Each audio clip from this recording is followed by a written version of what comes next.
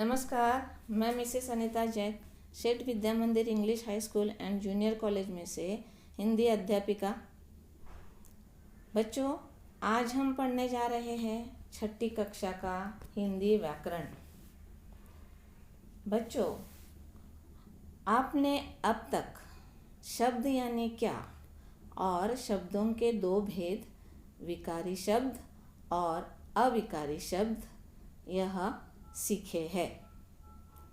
आज हम पढ़ेंगे विकारी शब्द के भेद में से पहला भेद संज्ञा यानी नाउन। तो सबसे पहले संज्ञा यानी क्या, यह हम पढ़ेंगे।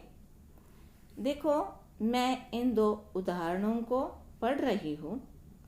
गंगा यह पवित्र नदी है।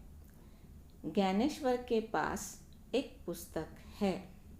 यहाँ गंगा, नदी, ज्ञानेश्वर, पुस्तक, ये जो अधोरेखित किए हुए शब्द है, ये कोई नाम को सूचित करते हैं। यानी संज्ञा का मतलब है जो शब्द व्यक्ति, वस्तु, जाति, स्थान, गुण या भाव आदि का नाम सूचित करता है, उसे संज्ञा कहते हैं। अब हम पढ़ेंगे संज्ञा के भेद। बच्चों, संज्ञा के 5 भेद है। पहला है व्यक्तिवाचक संज्ञा मीन्स प्रॉपर नाउन। दूसरा जातिवाचक संज्ञा मीन्स कॉमन नाउन। तीसरा भाववाचक संज्ञा मीन्स एब्स्ट्रैक्ट नाउन। चौथा है द्रव्यवाचक संज्ञा यानी मटेरियल नाउन। और पांचवा है समूहवाचक संज्ञा मीन्स कलेक्टिव नाउन। तो आइए हम सबसे पहले संज्ञा का भेद देखेंगे। व्यक्तिवाचक संज्ञा। व्यक्ति मीन्स प्रॉपर नाउन, कोई एक खास पर्सन। देखो, यहाँ कुछ उदाहरण दिए हुए हैं। रामू यह गठरी देखना। हमने हिंदी में बातचीत की है। ज्ञान बाबू के मुख पर विजय का आनंद था। जाली अल्सेशियन नस्ल का कुत्ता था। बच्चों, इन उदाहरणों में हमें सिर्फ कोई एक व्यक्ति का नाम पता चलता है। यानी व्यक्तिवाचक संज्ञा की परिभाषा है जिस संज्ञा से किसी विशेष व्यक्ति, प्राणी, वस्तु या स्थान आदि के नाम का बोध होता है, उसे कहते हैं व्यक्तिवाचक संज्ञा। उपर्युक्त वाक्य में रेखांकित शब्द किसी न किसी विशेष व्यक्ति, प्राणी या भाषा के नाम है, अतः ये व्यक्तिवाचक संज्ञाएं है।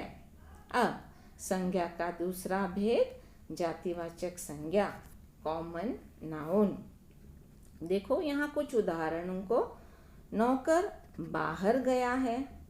वहाँ एक अध्यापक बैठा हुआ था। पक्षी हवा में उड़ रहे हैं। घोड़ा बेचारा कर ही क्या सकता था। देखो, यहाँ भी इस वाक्य में संज्ञा के अपने अपने वर्ग का यानी पूरी जाति का बोध होता है। तो जिस संज्ञा से हमें पूरी जाति का, उसके वर्ग का बोध होता है, तो ये जातिवाचक संज्ञा है।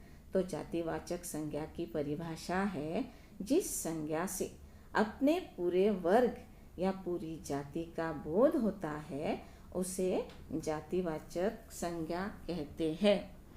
अब संज्ञा का तीसरा भेद भाववाचक संज्ञा एब्स्ट्रैक्ट नाउन। यहाँ कुछ उदाहरण देखेंगे।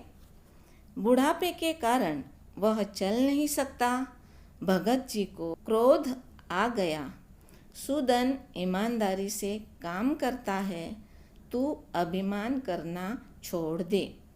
यहाँ इस वाक्य में किसी के भाव, गुण या अवस्था का हमें बोध होता है, अतः ये भाववाचक संज्ञाएं है।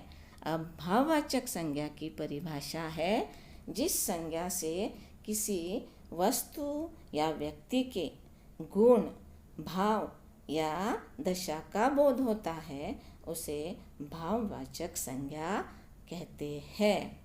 अब हम देखेंगे संज्ञा का चौथा भेद, द्रव्यवाचक संज्ञा। द्रव्य, मटेरियल, यानी जिसका नाप तोल होता है। यहाँ कुछ उदाहरण हम देखेंगे। दूध शहद से सस्ता है, सोने से आभूषण बनते हैं। राजा ने थोड़ा सा पानी पिया, उसे एक कागज पड़ा हुआ मिला। अब उपर्युक्त वाक्य में कोई पदार्थ, धातु या वस्तु का हमें बोध होता है जिसे हम नाप सकते हैं, जिसे हम तोल सकते हैं। यानी द्रव्यवाचक संज्ञा की परिभाषा है जिस संज्ञा से अनाज, तरल पदार्थ, धातु, वस्तु आदि का बोध होता है उसे द्रव्यवाचक संज्ञा कहते हैं। अब हम देखेंगे संज्ञा का आखिरी भेद, पांचवा भेद, समूहवाचक संज्ञा। कलेक्टिव नाउन, समूह यानी ग्रुप। अब कुछ उदाहरण देखेंगे। डाकघर में बड़ी भीड़ थी, वह एक फौज में दाखिल हुआ। एक सप्ताह बीत गया, मैंने अपने परिवार को श्रीनगर भेज दिया। अब इन उदाहरणों में भीड़, फौज, सप्ताह, परिवार ये किसी व्यक्ति और वस्तु के समूह का यानी ग्रुप का बोध करते हैं। यानी समूहवाचक संज्ञा की परिभाषा है जिस संज्ञा शब्द से एक ही जाति के प्राणियों या वस्तुओं के समूह का बोध होता है उसे समूहवाचक संज्ञा कहते हैं। तो बच्चों, इस प्रकार आज हमने सीखे हैं संज्ञा और संज्ञा के 5 भेद। आपके लिए आज गृह कार्य है। प्रश्न क्रमांक 1, संज्ञा की परिभाषा लिखो। 2, संज्ञा के भेद लिखो। और प्रश्न 3 है, निम्नलिखित वाक्यों में से अधोरेखांकित संज्ञा के भेद पहचान कर लिखो। धन्यवाद।